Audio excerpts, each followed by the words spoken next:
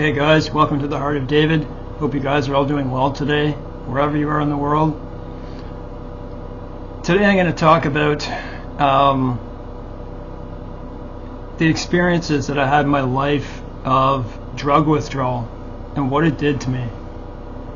I suppose I'll give a warning ahead of time that if you don't want to hear about suffering, then turn away from this video, because this video isn't for you. Does this edify God in any way? Maybe not. But I have a YouTube channel, and it's got under 1,000 subscribers, and it's been up there for a number of years. I don't really make that many videos on there anymore. But that's where, like,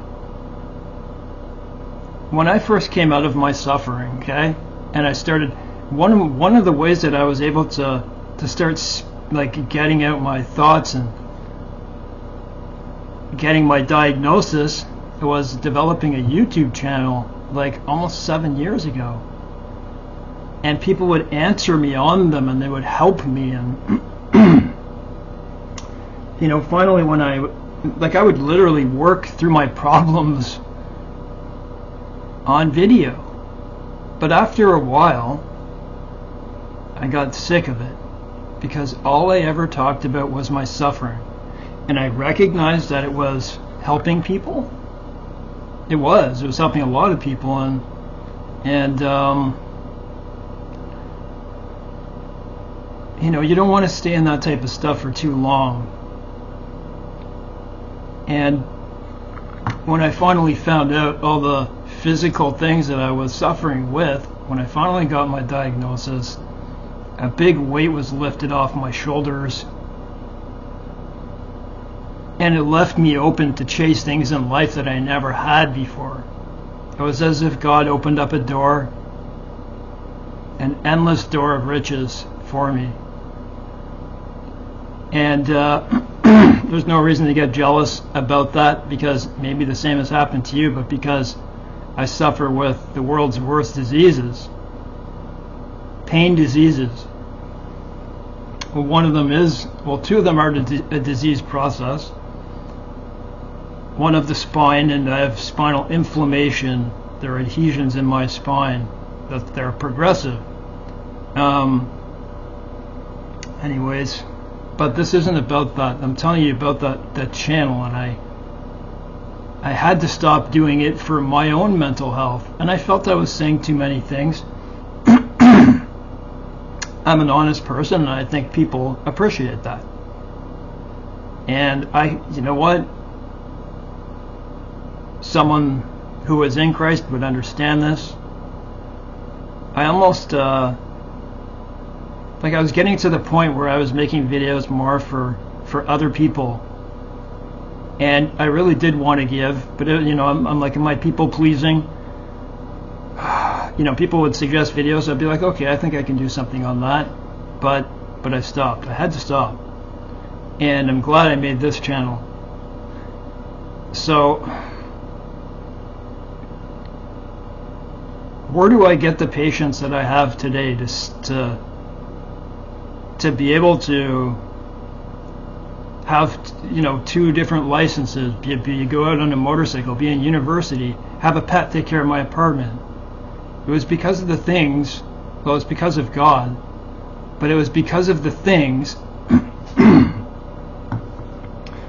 that I'd suffered with in my life that put me in positions of, like,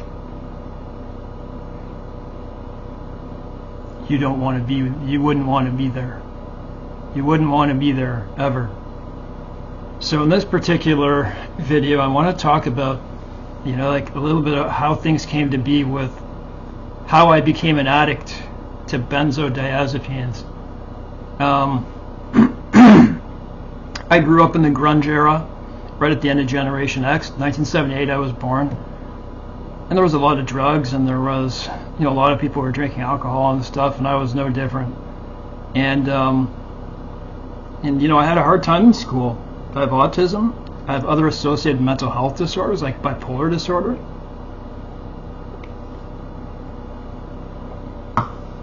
And trauma. And so, one thing led to another. Drugs and alcohol, just not the way to go. I'm stuck with drugs now, though, because of my pains. I could not live without them. So I'll try to go at the point that I know best. When I was in high school and starting in junior high school and then through high school, whatever, people wanted to get their hands on marijuana. It started there. I believe after I got a trauma, marijuana just wasn't. I started getting paranoid and everything where I wasn't before, so it's probably likely the trauma. And I turned to alcohol instead and got in a lot of trouble with alcohol. So I'm having a lot of spasms in my throat. And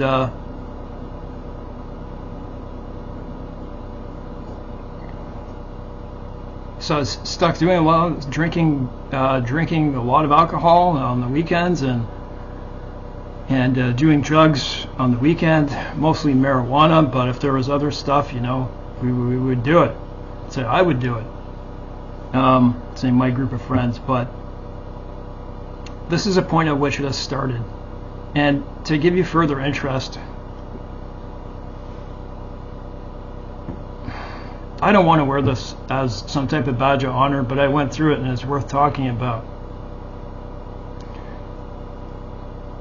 For medical reasons, I tolerated 112, I counted them, withdrawals from opiates, right from the beginning of the withdrawal, right to the end. Acute withdrawal.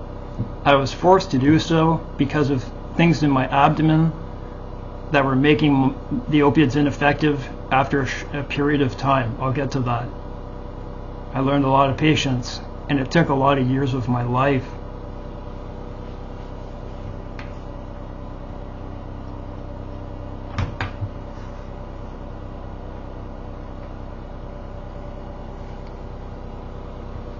What does the Bible say?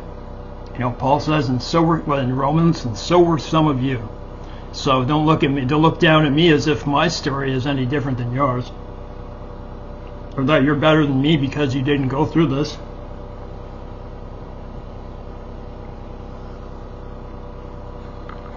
I was in high school. I had a girlfriend, and I don't know what this was. At the end of it was probably grade 12, and I had to do a couple of years to catch up on credits because I didn't do well in school, because I couldn't concentrate, probably because of trauma and autism and whatever else associated with autism, right? There's a lot of things that branch off of autism, attention difficulties.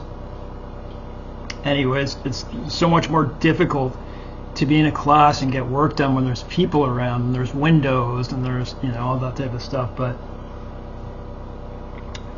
I guess, maybe there was a bush bash. It was probably in the summertime, some type of party, and I tended to well, actually I wouldn't tend to, it would switch up, but I would drink alcohol and it would mix with psychiatric medication I was taking, things like lithium, which didn't act well with alcohol, obviously, antidepressants, right? And these things mixed, man, and I would suffer nothing short of an overdose. It would be like a more than an adverse consequence. It's higher than that. I would feel disoriented. I was confused. That's how I would go to school. Can you imagine that?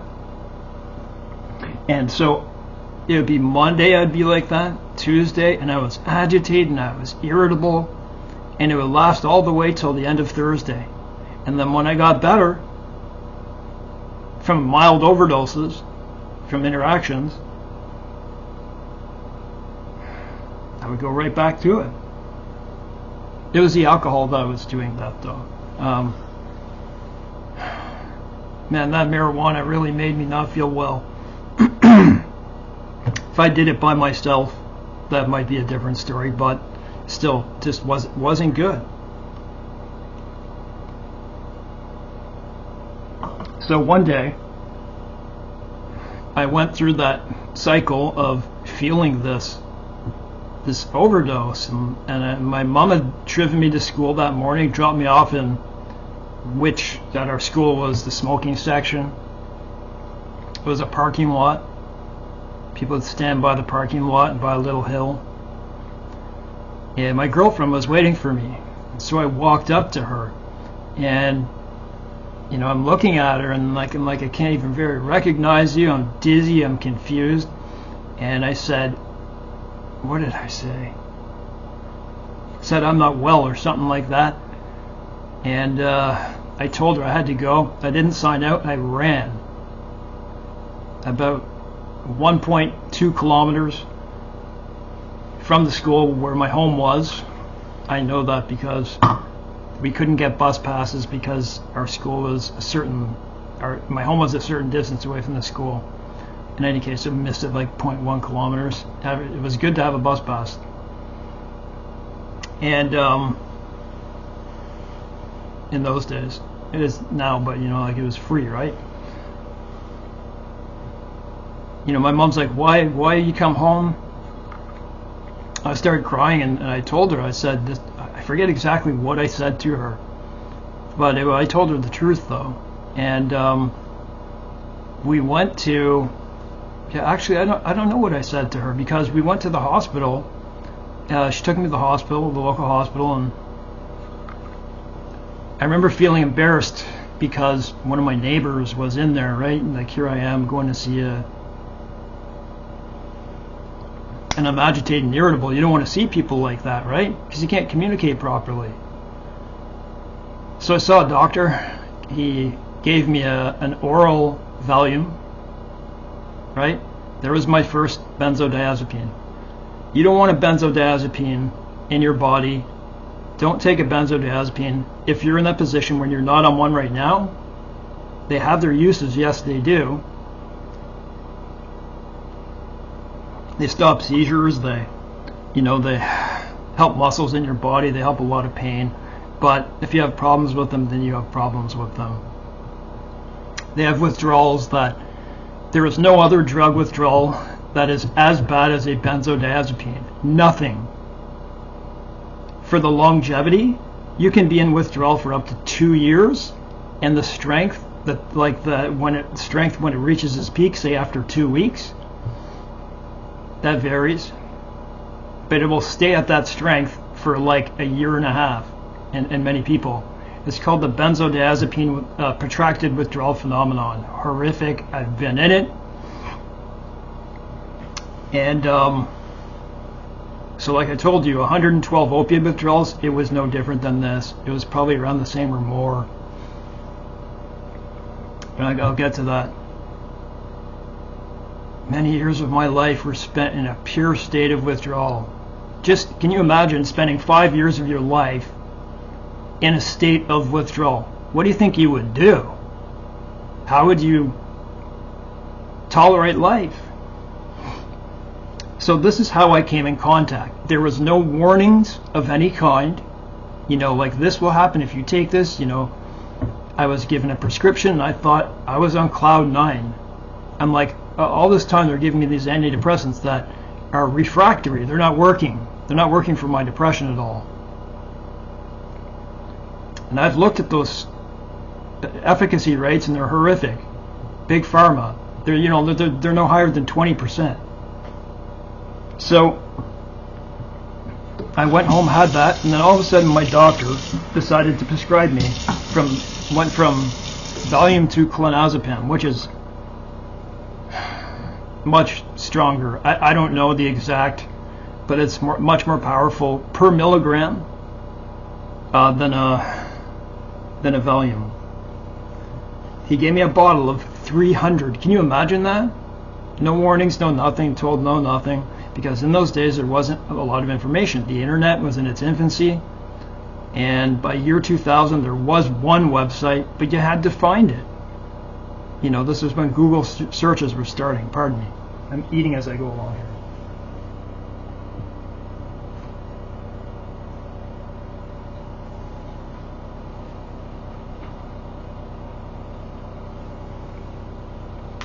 This week I was given like an extraordinary amount of work to do for university. You know, read like 110 pages. This is just for one class. Not only that, geology, you have to remember it all. Geology isn't easy. It's interesting, but man, and then you have to do the assignments with it. So much reading. You have to be very disciplined to stand still in the type of pain that I have, and study. You like really have to plan for it, around your food, around everything you do. So there was, I had a huge amount of it, and my parents held those. And I just remember, you know, thinking like, I have these, you know, like they saved me. And you know what? For 5 years, I didn't take a second thought about having them because I never abused them. And it sounds funny, but I never realized in all that time its abuse potential. But it's true. I would carry, I'm looking for, you know, I would carry, you know, a more flattened and more rounded, bigger on the bottom bottle with me. And I would carry around 3 of them, because I remember going to Valium, to clonazepam, to Ativan. They switched me a few times, which is not healthy. And I never thought about it, and I always had that on me. And I remember after, like, mornings after drinking, you know, it mixes with your antidepressants and stuff, your mood stabilizers, that I'd be really, really sick in the morning, and I would take a Valium or clonazepam, whichever one it was. I wasn't on both at the same time. And then you'd start to get better. It wouldn't cover it all up. But, you know, that's where it kind of was. And, you know, I wasted away my life because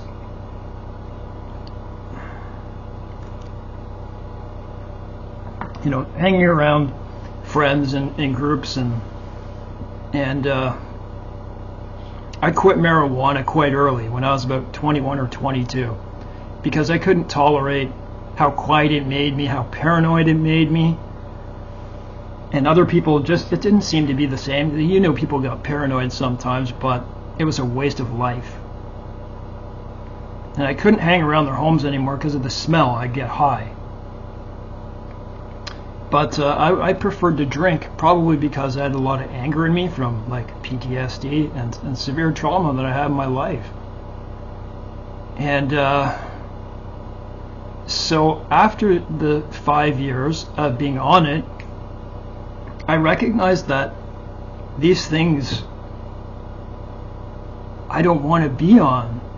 I must have recognized, you know, that it was addictive, but not its potential to abuse, because I told my psychiatrist at the time that I wanted to come off of it, but she didn't warn me about what it was, how dangerous it was. Nothing. Can I blame a doctor for that? Absolutely, because I have the information for it. They know better than you know, there's no excuse, right? Pardon me, I gotta pace for a bit because of my abdomen.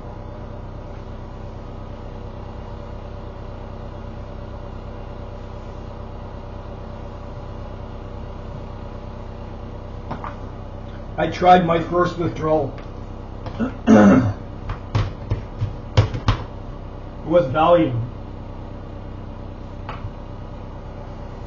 Because if she did tell me the truth, I wouldn't have done this. I said, I need your help. Can I stay in this psychiatric ward while I do this? She said, okay. So for an entire month, I took away the whole thing. It wasn't a massive dose, but it was big enough.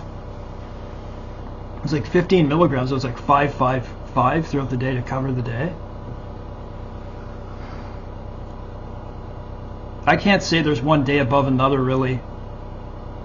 That was worse for me in my life because I went through things that were so hard.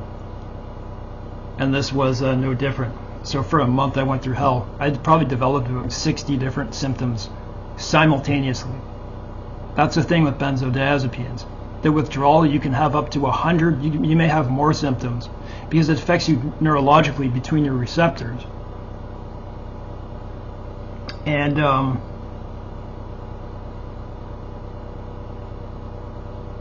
you know, when you take that away, your receptors try to heal and you develop. Anyways, I was shocked from it, man. I was shocked from what happened for an entire month. I spent a month in there, difficulty sleeping. I was straight out paranoid. My legs were twitching. I just was so unwell. And it was funny because I don't know, man, this is the way the devil works, if you ask me. Even during that suffering, I met someone in there who I liked. I don't mean like in that way, like a woman. I met this guy. He was older than me, and we started hanging out, and he had a lot of free time, and so did I. You know, because I was a bum in life, right? I had difficulties, but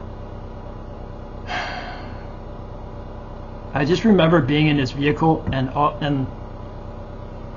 I was just fidgeting around. I opened his glove box. I'm like, whoa. I'm like, you have a lot of benzodiazepines. You know, I have a lot more than that. That's where it began. I realized that I could stop the withdrawal I was going through. I remember taking one. It was like an Ativan. And it was like everything melted away. And I realized after some time that I had to reinstitute this Valium that I was on. It was from that point. I don't want to go into depth about that person, but that's how I started to get large sums of benzodiazepines, bottles and bottles and bottles. I abused them all week.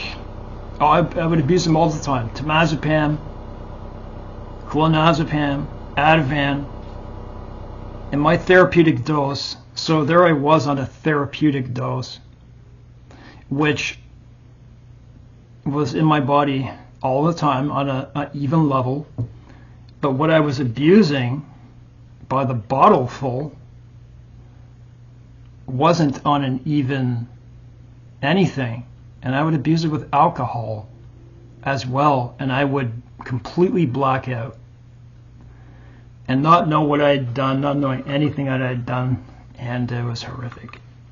I ended up being a major benzodiazepine addict, and I wouldn't go into withdrawal because of my therapeutic dose, because I never took that away, and it was on an even, and it wasn't in large amounts. So, but these ones, the rule that I found,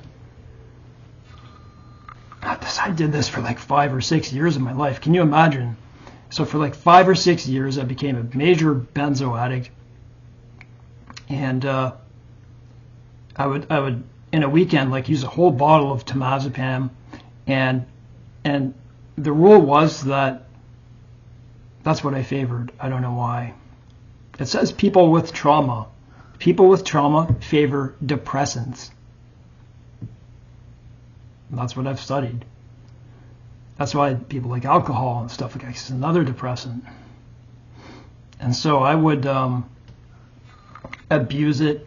Like if it was the weekends that I tended to abuse large amounts, but there were still large amounts on a more even keel during the weekdays. That I found after about abusing for 6 or 7 days, all of a sudden a huge withdrawal would come at me all at once. I'd be so severely irritable and agitated because it came on so fast, and I would go through that. It would be like a week on, week off, week on, week off.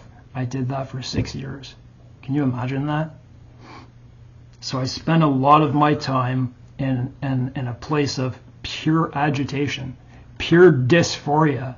You know what dysphoria is? I don't mean like dysphoria from in like just drug dysphoria. Drug dysphoria. Nothing, there's no pleasure. It takes away all pleasure. It doesn't only take away all pleasure, it takes all pleasure away to a level of 0 and goes below it. I'm surprised that, anyways, it makes people suicidal. It makes people obviously past a point of depression, and it was no different with me. That's what it did. It was a very hard time in my life. I'm so glad I'm past those times. Let me pace again.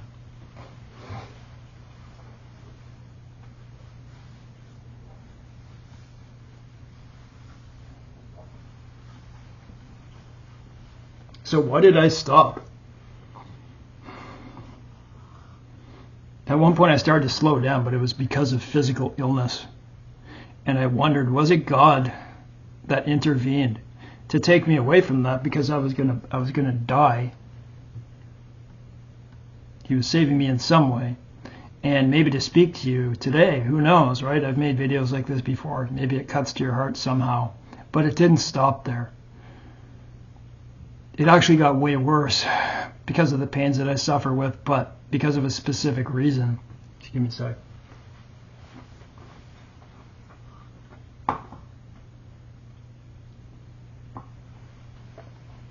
If you know, if you go back to video, I Shouldn't Be Alive Part 1 to 4, you'll understand what happened, and I will not say it on this video. On this video, no. But I ended up with an injury on my abdomen, and ended up with an injury. It was a suicide attempt, because I was in so much pain for 3 years. I got a pain disorder that is like CRPS, so it's pain suicide disease. My skin was burning, everything on my body was on fire, aching, burning, stabbing, lights bright, clothes, you like can't even touch your skin, can't wear the same clothes anymore.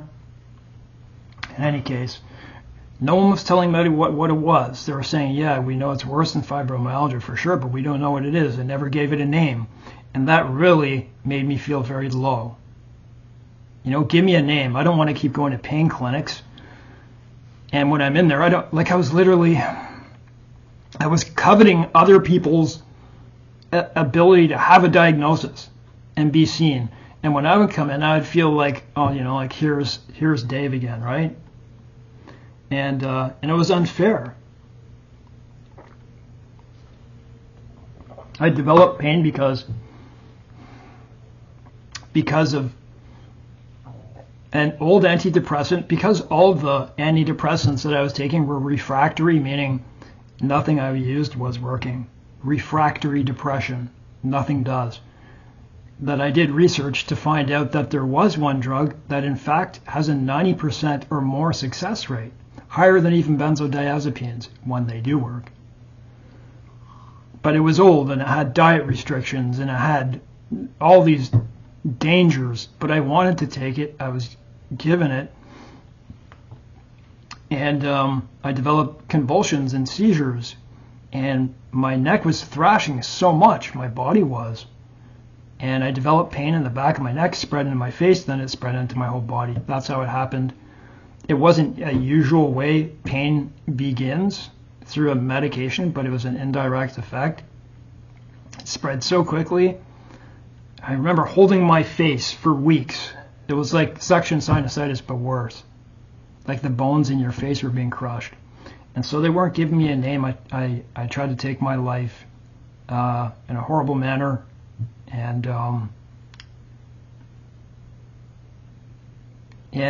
when I did, I was on painkillers because of my pain, and I had been for 3 years. They weren't working very well, but they were the only things that worked. And so the opiates is what I mean. I wasn't abusing them. I did in the beginning, but I learned I had to stop, or else you'd never have pain control. And because I was given OxyContin, my pain began in the time of when OxyContin began. Thank God, right? Yeah.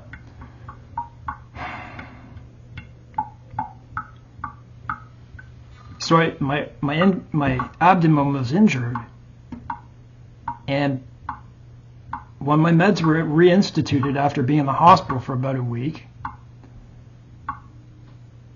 I was given a new one, morphine. I don't know why morphine still worked. Probably because the OxyContin had been out of my body for some time. But I was put on that, and for 2 weeks, I felt pretty good walking out of the hospital. Then all of a sudden, they didn't work, and I had never faced this before. I'm like, what is this? All of a sudden, I got acute pain in my abdomen. And of course, there was an injury. Of course, I had an operation on 2 areas of my bowel. But that had never told the exact areas and all that type of stuff. There was information you had to search on your own. You know, the depth of everything. But I was between a rock and a hard place then. My pain was bad enough that I tried to take my life. Pain, suicide, diseases, right? And I tried to take my life because no one was giving me an answer. If they had given me an answer, it might have been different. And so I walked away, and my abdomen was in acute pain, and it wouldn't stop no matter what I did.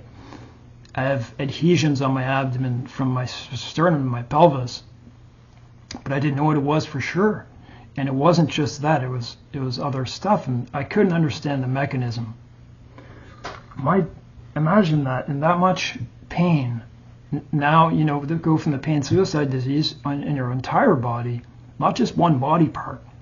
And then it spreads into your abdomen. Not the same disease, but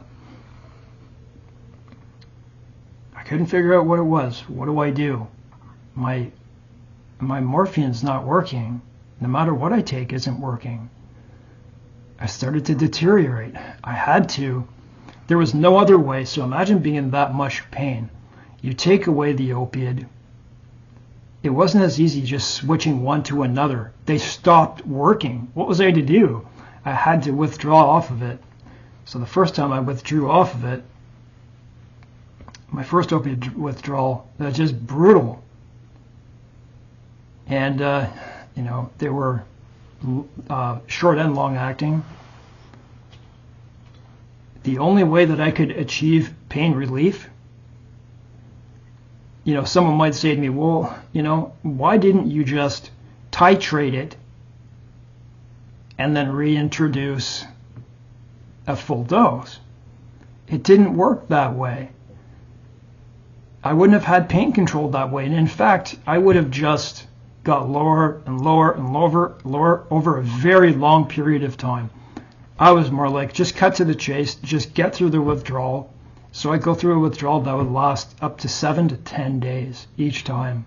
Then I would reinstitute it, and I would have like 1 or 2 weeks I'd have 2 weeks of freedom. It was strange. What is this? I'm developing hyperalgesia, and need for, well, I guess the definition for that is an increasing need for higher doses to achieve the same effect.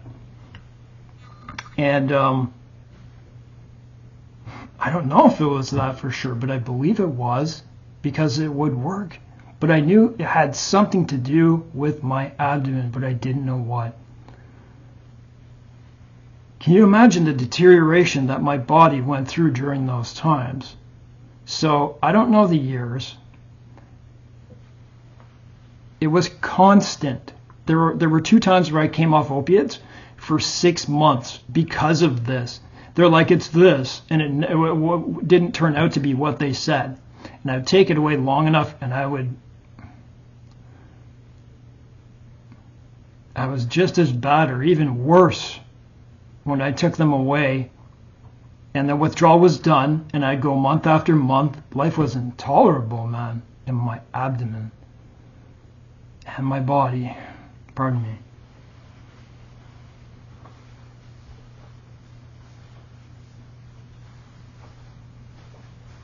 So I went through all those benzo withdrawals, about 5 years of my life just with that. And I don't know, man. It's got to be about at least 3.5 years. Sorry. I don't know. If I put them together, I would say around 7 or maybe even 8 years of my life in a pure withdrawal state. It could be less, but it's not much less. It was 112 times I came off the opiate rather acutely. I would take most of it away at once. And it was my abdomen, things that I only figured out years later. But I went through hell, man. And that's where I got my patience from. That's where I learned how to be disciplined. Can you imagine having adhesive arachnoiditis? Go look that up. Go look. There is no worse pain disease on earth for the lower part of your body. It has far-reaching mental effects. The devil's disease and the disease of no hope is what its nicknames are, or especially used to be. Your legs burn in any case. My body just wore down, and I got to the point where I couldn't even eat or drink. Everything made me sick. I didn't know what I was suffering from.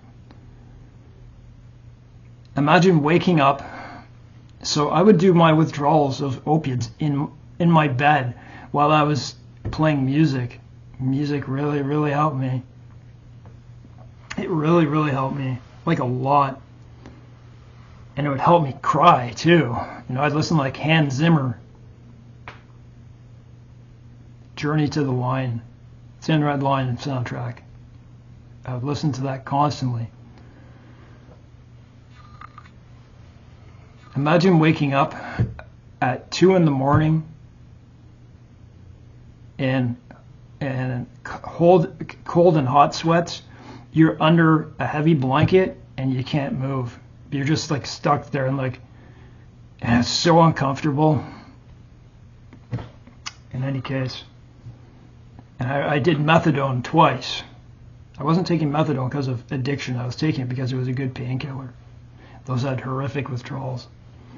And this is where I learned my discipline and patience, and where I am now. Where I am now, I still take opiates, of course, and I know how to potentiate them to make them work. And I don't have, to medications, I don't have, I'm hypersensitive to meds now. I can't explain it. I never need dose increases. Pardon me again. My abdomen's just getting worse, man.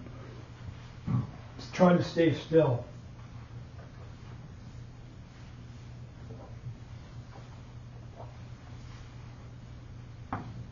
I told you it wouldn't be a good story, but I get people on my other channel, the one that I rarely make videos on anymore, asking me to do these types of videos, and I don't know if it helps me to talk about this, but why wouldn't I share something that was that severe in my life? There are certain things I don't want to talk about, obviously, that are way too private. But take a look at North America, man. There's people in this position all over the place with the opioid crisis. To go from that and to go to where I am now, and other things that happened to me in my life, it's unbelievable. And I understand what happened. You know, I don't say why me, because it was just unfortunate. But the grace of God saved me, right? The grace of God saved me, and you know, I don't feel suicidal anymore. And, you know, no matter what has come my way, whether it be myocarditis or, you know, what that did to my gallbladder, permanent gallbladder disorder. You have to learn to endure, because we know Christ, right? I don't think there's much more I want to say to this, because I got to get back to my schoolwork. But like I said in the beginning, I said if this isn't for you, don't watch this. I don't make many videos like this, but I suppose it's worth speaking of that suffering. I just say, can you imagine living in a pure state of withdrawal for up to, I don't know, if there were, oh man, there must have been at least 150 times I went through those cycles of benzos from abuse, and the withdrawal would last 7 days, and the opiates would usually last 10 days. You can do the math yourself, but anyways, God bless.